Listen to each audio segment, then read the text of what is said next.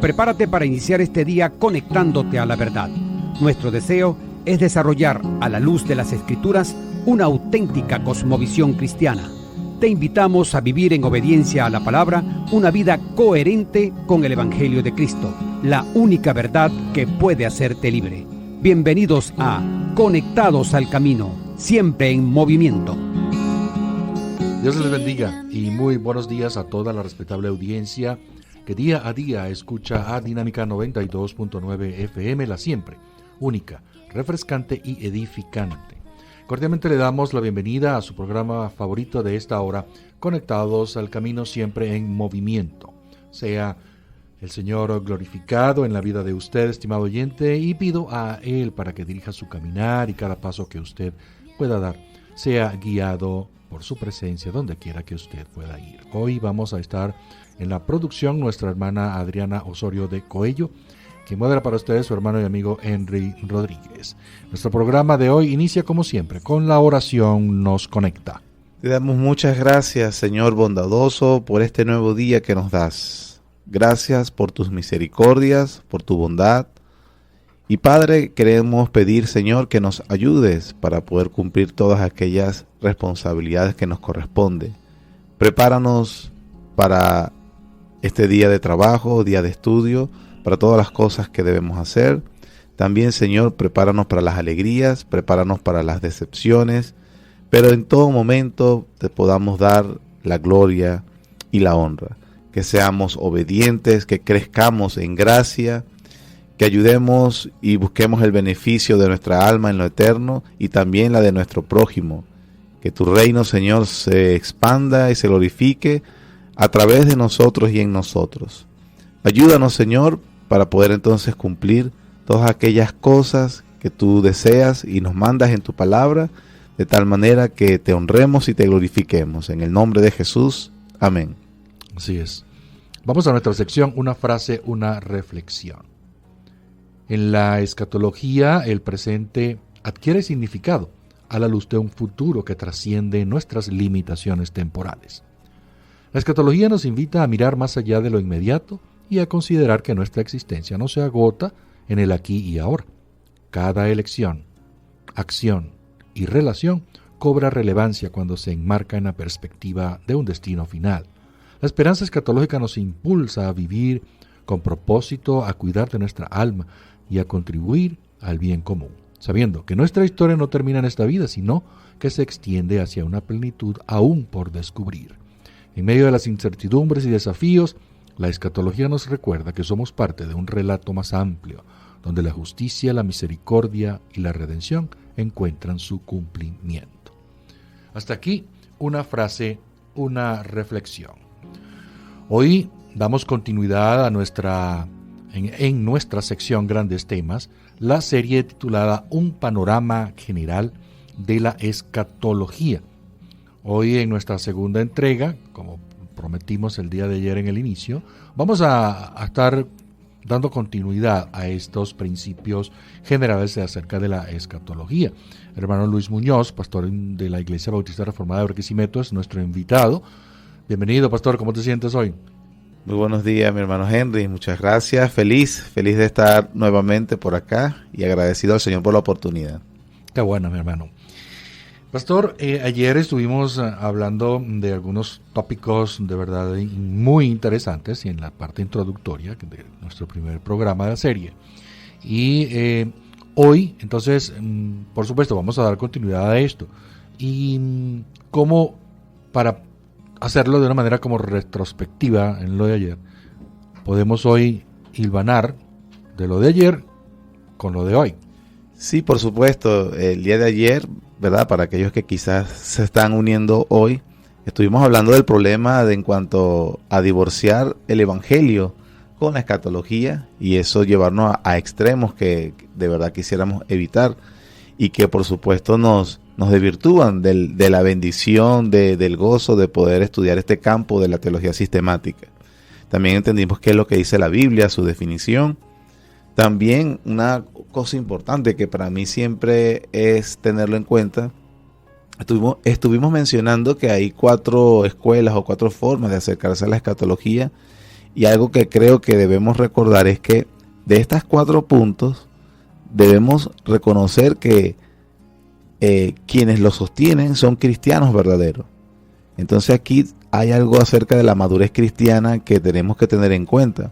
A veces tratamos a las personas con distanciamiento, o como si fueran herejes, o como si fueran personas que no están enseñando la Biblia. Correcto. Cuando se está enseñando sobre todo en temas tan delicados para algunos, porque son muy sensibles por los extremos que hablamos antes acerca de la escatología, y realmente cuando entendemos el devenir del conocimiento de la iglesia, han habido 4 escuelas diferentes, pues. Pero es importante siempre recalcar que cualquiera de las escuelas, estos son cristianos verdaderos, cristianos que reconocen la autoridad de la palabra del Señor, y de esta manera entonces no podemos, a veces simplemente porque no tienen mi postura, entonces acusarlos de no bíblicos o de herejes. Hay que tener cuidado con a veces dar esas etiquetas. Y sobre todo en la escatología, que es un tema donde por supuesto hay ciertas preferencias. Eso en cuanto a los temas de la escatología, no así con otras doctrinas principales de la Biblia, ¿verdad? Como por ejemplo la inerrancia de la Escritura y la salvación solo a través de Cristo, por decir unos ejemplos. Bueno, entonces vimos que está el premilenarismo dispensacional, está el premilenarismo histórico, una tercera forma de acercarse es el postmilenarismo, y la cuarta y última el amilenarismo. Si alguien ahorita se pregunta qué significan esas palabras, bueno, puedes escuchar el programa de ayer donde estuvimos hablando acerca de ellos cada uno. Correcto, sí. Y otra cosa también muy importante, ¿verdad? No solamente esas 4 escuelas que se acercan a la escatología y cómo poder entonces entender el estudio de las últimas cosas, sino que hay otro principio fundamental que hay que tener en cuenta, pero no solo para la escatología, sino para la interpretación de toda la escritura, es siempre lo que debemos estudiar, lo claro antes de lo difícil, lo literal antes de lo figurado y lo general antes de lo detallado. Entonces, si estamos convencidos, en la historia de la iglesia ha demostrado que cuando tenemos estos principios básicos acerca de la interpretación de la Biblia, entonces vamos por buen camino. Estos principios de interpretación de los que hablábamos ayer, de verdad bastante interesantes, porque no es que son solamente para la parte escatológica, es completamente la escritura debe ser interpretada. Exactamente, así. Ese es un principio de la interpretación general de toda la escritura. Exacto. Ahora, hemos hablado de eso, pastor, y ¿hay algo más que debemos tener en cuenta para el entendimiento de la escatología?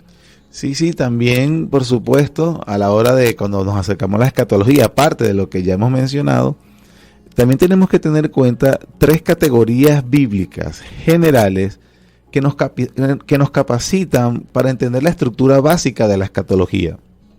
Esas consideraciones van a proveer, por así decirlo, un plano básico de la casa de la escatología. Cuando digo de la casa de la escatología, entonces cuando traemos los muebles, cuando traemos los artículos, vamos a saber dónde van a ir ubicados. Pues. Vamos a tener más fácil la ubicación. Entonces, bueno, ¿cuáles son esas categorías que es muy importante tener en cuenta? Bueno, y que son extraídas de las propias escrituras. Bueno, número 1, el propio sistema de la Biblia. Es decir, ella está estructurada o nos habla que el devenir del hombre, el desarrollo de la historia de la redención de Dios está compuesto en 2 edades o 2 siglos. Eso, por supuesto, el día de hoy vamos a ir explicándolo. El propio sistema de la Biblia, el desarrollo de la revelación bíblica, los tratos de Dios con el hombre está desarrollado en 2 edades o 2 siglos, como nos enseña la Biblia, y eso lo vamos a demostrar. Correcto. En segundo lugar, tenemos que tener en cuenta, otra categoría que tenemos que tener en cuenta es la línea divisoria entre esas 2 edades o entre esos 2 siglos, que la Biblia enseña que es el juicio general a todos los hombres. Y en tercer lugar, otro tema que siempre tenemos, otra categoría que debemos tener siempre en cuenta a la hora de acercarnos a la escatología es la venida del reino. El reino escatológico. Entonces, alguien, por ejemplo, un erudito mencionó que la Biblia se puede hablar como el libro, se puede llamar el libro que habla de la venida del reino. del reino de Dios. Entonces, cuando nosotros podemos tener bien establecido estas categorías que nos impone la misma Escritura, nos impone el Señor en su revelación, entonces vamos a tener ese plano general que nos va a ayudar, obviamente, nos va a facilitar en la comprensión o la interpretación de la escatología. Correcto, mi hermano, teniendo claro esto y teniendo estos tres nombres ya allí de principio, de entrada, entonces lo vamos a revisar en el próximo segmento. Nuestro invitado, el pastor Luis Muñoz, de la Iglesia Bautista Reformada de Barquisimeto, nos continúa deleitando con este análisis estupendo de nuestro tema de los principios de la escatología. Pastor, entonces se enumeraron las tres categorías generales del pensamiento para que nos capacitan para entender la estructura básica de la escatología. Vamos a analizar esta primera categoría. El propio sistema de la Biblia, las dos edades o los dos siglos. Sí, por supuesto. Bueno, alguien puede preguntarse ahorita, ¿cómo es eso que el propio sistema de la Biblia? ¿Cómo es eso que las dos edades o los dos siglos? Bueno, hay mucha evidencia bíblica que nos ayuda a estar seguros de que el programa de las acciones de Dios con el hombre se dividen en dos etapas llamadas dos siglos, o también, como muchos pasajes se menciona, como siglo presente y siglo venidero. Algunos ejemplos.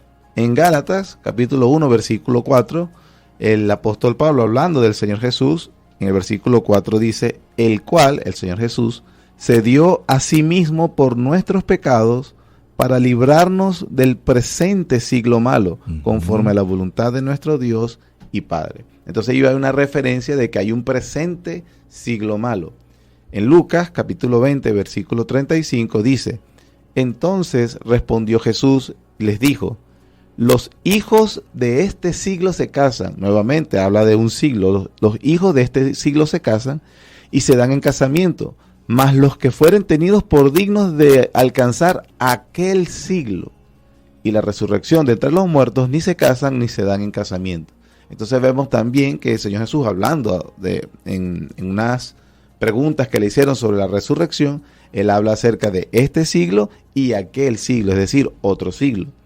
En Mateo capítulo 12, versículo 32, cuando habla acerca del pecado imperdonable, Él dice, a cualquiera que dijere alguna palabra contra el Hijo del Hombre le será perdonado, pero al que hable contra el Espíritu Santo no le será perdonado ni en este siglo, nuevamente, ni en el venidero. Entonces otra vez vemos las categorías de dos siglos. Más claro, ¿verdad? Exactamente. Marcos capítulo 10, versículo 30, cuando habla acerca de la recompensa que recibirían en aquel momento los apóstoles por haber dejado todo, Él dice que no habrá uno que haya dejado padre, madre, casa por mí. Entonces dice que no reciba, versículo 30, que no reciba 100 veces más ahora en este tiempo, casas, hermanos, hermanas, madres, hijos y tierra, con persecuciones, y en el siglo venidero la vida eterna. Entonces vemos nuevamente que en la enseñanza del Señor Jesús hay estas dos categorías, estas dos etapas, un siglo presente y un siglo venidero. Sí. Y Pablo, hablándole de la iglesia en Efesios, a la iglesia de Efesios, capítulo 1, versículo 21, hablando acerca de la entronización del Hijo, él dice que fue entronado sobre todo principado y autoridad y poder y señorío, y sobre todo nombre que se nombra, no solo en este siglo, nuevamente, sino también en el venidero. Entonces, aquí, bueno, esta ráfaga de versículos, hay muchos más, pero por supuesto no podemos abordarlos todos. Se nos enseña entonces, o podemos establecer, que la Biblia impone esta categoría, dos edades, dos sistemas, que podemos decir entonces cuáles son las características según esos versículos que hemos leído y los demás que enseña la Biblia. Bueno, el siglo presente está caracterizado porque los hijos de este siglo se casan. En el siglo venidero no habrá casamiento, no habrá matrimonio, dice el Señor, serán como los ángeles. En el siglo presente, o sea, este siglo está caracterizado por la muerte. Es decir, la muerte porque entró el pecado. Pero el siglo venidero está caracterizado porque no hay muerte, porque fue el último enemigo que va a destruir el Señor Jesús, según 1 Corintios 15, a través de la resurrección de su pueblo. En el siglo presente hay un hombre, el hombre natural, el hombre que no percibe las cosas de Dios, la enemistad con Dios, eso lo vemos obviamente en el diario vivir. en el siglo venidero es el hombre resucitado. Es decir, aquellos que, como dice el Señor, son dignos de alcanzar el siglo venidero la vida eterna. Okay. Y por último, en el siglo presente coexisten los justos y los impíos. Pero en el siglo venidero solo habitarán en la tierra los que son dignos, solo los dignos, los hijos de Dios. Como dice también Romanos 8, que la creación aguarda la manifestación gloriosa de los hijos de Dios. Así que en primer lugar podemos decir que está establecido que la Biblia habla de estos dos siglos. Perfecto, mi hermano.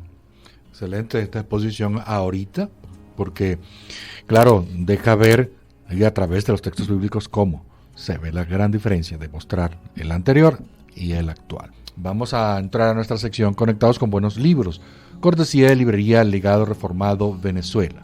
Esta semana nuestro libro recomendado lleva por título El Día del Señor. Sus presuposiciones, pruebas, precedentes y prácticas. El autor Samuel Waldron. Este libro presenta un análisis hermenéutico y bíblico de cómo se instituyó el día de reposo en la creación, luego por su promulgación por medio de Moisés y su continuación y cambió en el nuevo pacto el domingo como el día del Señor. Además, se enfoca en la clave de la obra, muerte y resurrección de Cristo como fundamento teológico de la esencia del reposo cristiano. Vamos a encontrar también en este libro que explica el significado e implicaciones del reposo tanto en el antiguo pacto como en el nuevo pacto y concluye con unos consejos útiles para la práctica actual del Día del Señor. Recordemos entonces el acertado consejo del predicador Charles Spurgeon: lee muy buenos libros, pero vive en la Biblia. Hasta ahora entonces estuvimos analizando esta parte de la primera categoría y vimos algunos los mayores, la identificación de ella. Ahora, tenemos otro aspecto que pertenezca a esta categoría para cerrar. Sí, por supuesto. Tenemos entonces, o establecimos según la Escritura, que la Biblia habla acerca de dos edades o dos siglos, el presente y el venidero. El presente, podemos decir que entonces se inició, lo vemos en Génesis capítulo 1, los acontecimientos que abarcan de Génesis capítulo 1 y capítulo 3, comenzó el siglo presente. Y el siglo venidero, ¿verdad?, que está caracterizado por no hay muerte o el hombre resucitado. Entonces obviamente ese siglo venidero comienza a partir de la segunda venida del Señor Jesucristo, es el estado eterno. Eso tenemos en cuanto a esa categoría de los dos siglos, las dos edades. Ahora, hay una última cosa que la Biblia habla: los últimos días, los postreros días, la consumación de los siglos. ¿A qué parte de estas dos edades se refieren esos escritos? Bueno, en primer lugar veamos lo que enseña la Biblia acerca de eso. En la carta del apóstol Pablo, el 1 Corintios, primera carta de Pablo a los Corintios, capítulo 2, versículo 6, se nos dice: sin embargo, hablamos sabiduría entre los que han alcanzado madurez, y sabiduría no de este siglo, ni de los príncipes de este siglo que perecen. Aunque nuestra traducción Reina Valera dice que perecen, por ejemplo en otras traducciones como la Biblia de las Américas hablan que están pasando. Entonces aquí hay una primera referencia a que el primer siglo está terminando, o realmente debería ser traducido de los príncipes de este siglo que están pereciendo, porque este siglo está llegando a su final. Algo continuo, algo que está ocurriendo, que algo sigue ocurriendo. Que empezó a finalizarse, por decirlo así, como una contradicción, pero que está finalizando. Primera de Juan, capítulo 2, versículo 17 dice: el mundo pasa y sus deseos, pero el que hace la voluntad de Dios permanece para siempre. Nuevamente, una referencia a estas dos categorías y que ese primer siglo está pasando. Hebreos capítulo 9, versículo 26 dice: de otra manera le hubiera sido necesario padecer muchas veces desde el principio del mundo, pero ahora, en la consumación de los siglos, se presentó una vez para siempre por el sacrificio de sí mismo para quitar de en medio el pecado. Hablando del sacrificio de Cristo cuando fue a la cruz. Él dice que la consumación de los siglos, o estos postreros días, o este mundo que está pasando, está marcado por un acontecimiento. ¿Cuál es? La venida, la primera venida de nuestro Señor Jesús. Y un último texto que quisiera que examináramos para este punto es 1 Corintios capítulo 10, versículo 11, que dice: Y estas cosas les acontecieron como ejemplo y están escritas para amonestarnos a nosotros, a quienes han alcanzado los fines de los siglos. Pablo está hablando acerca de los corintios, le da un ejemplo de lo que sucedió en el Antiguo Testamento y dice, estas cosas están escritas para amonestarnos a nosotros. Mira, Pablo está hablando a la iglesia de Corintios en el siglo I, le dice, a quienes han alcanzado los fines de los siglos. Resumiendo, vimos que hay dos categorías que impone la Biblia. Primer siglo, siglo venidero. El primer siglo comienza desde Génesis 1, los acontecimientos de Génesis 1 al 3. Ese es el primer siglo, está marcado desde la entrada del pecado, todo lo que del devenir de la historia humana, hasta el siglo venidero, que será desde a partir de la segunda venida de Cristo. Sin embargo, aquí en estos últimos versículos hemos entendido que el final, los días finales, esa consumación, o como dice Hebreos 1 también, en estos postreros días, se refieren a qué periodo? A ese periodo entre la primera venida de Cristo, esa primera venida de Cristo con su encarnación, vida y resurrección y ascensión, esa primera venida ha empezado lo que es la consumación del siglo.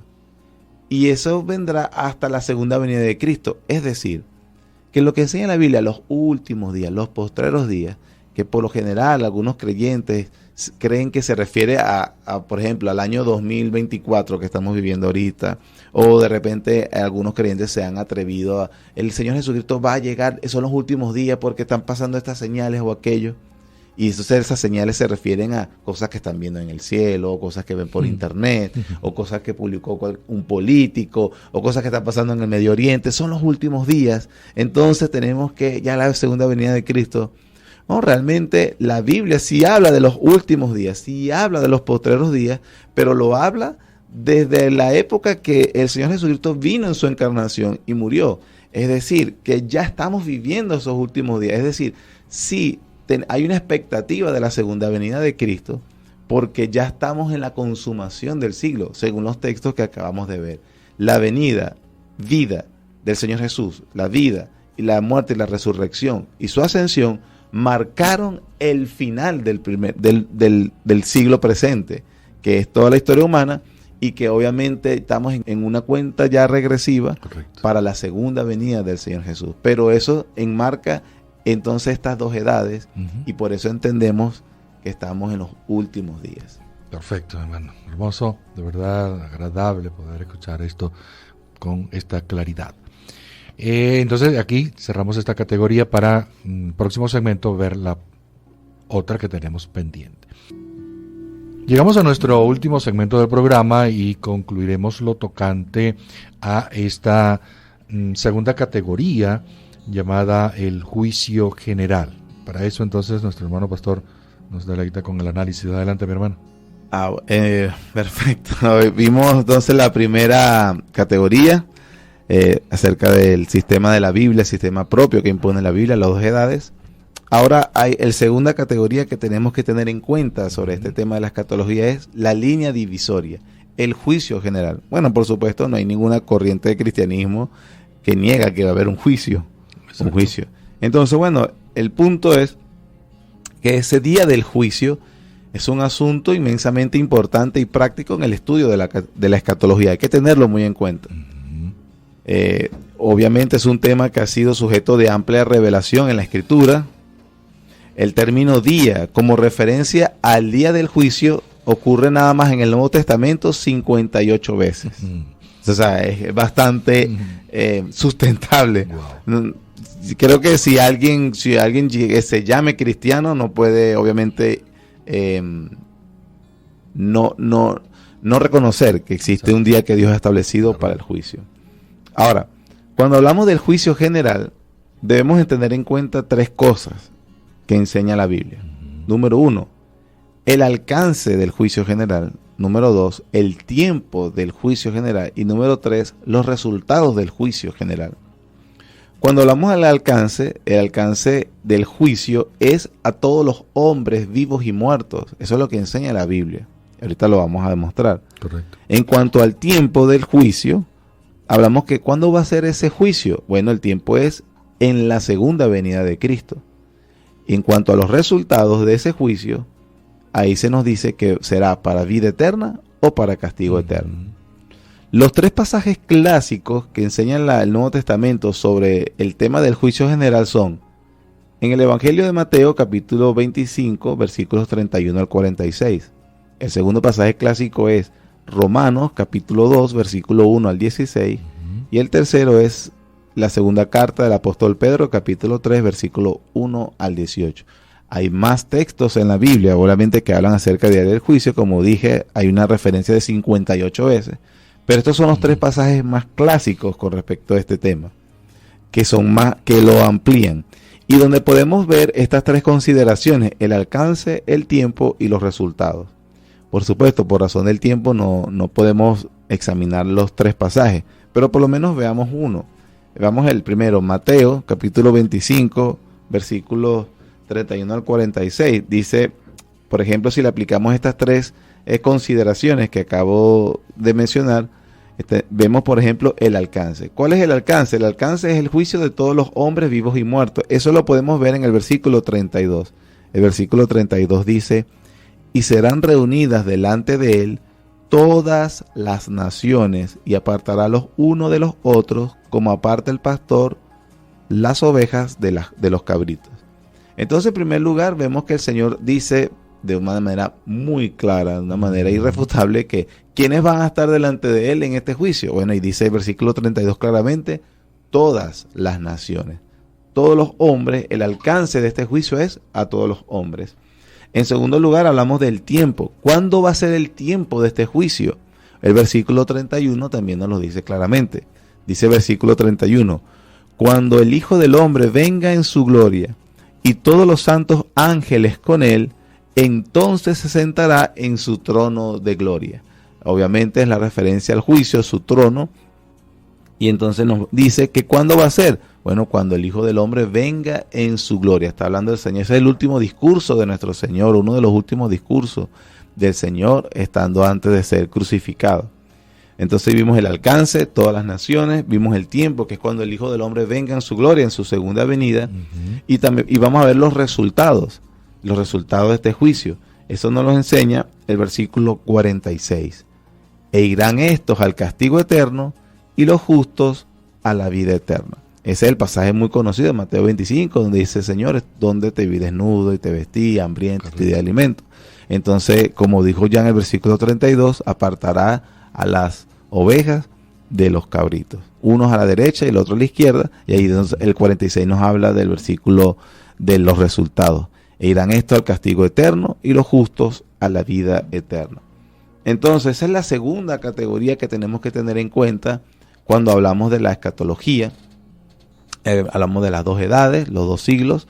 Hablamos entonces del juicio general, el alcance del juicio, el tiempo, el alcance de todos los hombres, el tiempo, la segunda venida de Cristo y los resultados, vida eterna o castigo eterno, según Mateo 25, 31 al 46, que lo acabamos de examinar, y los otros textos son Romanos 2, 1 al 16 y segunda de Pedro 3, 1 al 18.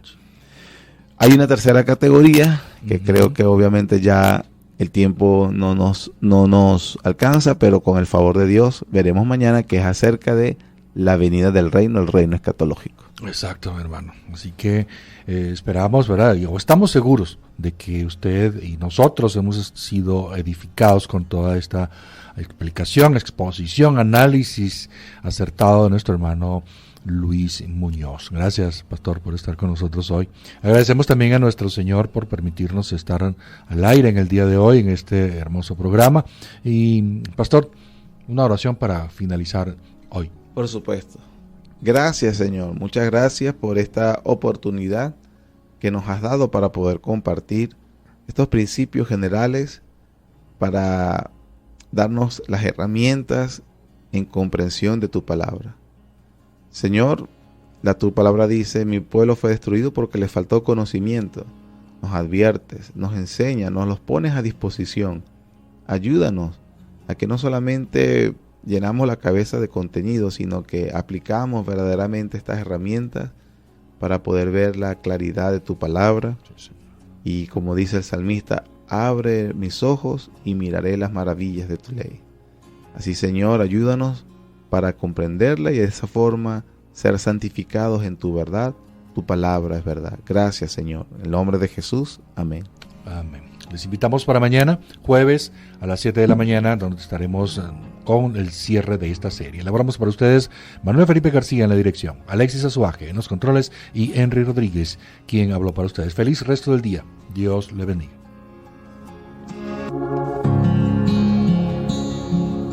Seguimos avanzando por los caminos de Cristo, decididos a mantener a nuestro Señor Dios como el centro de todo en nuestras vidas. Permanecemos fieles a su palabra, conectados al camino, siempre en movimiento. Cuando llegue al final, estos labios dirán: no soy yo, sino Cristo en mí.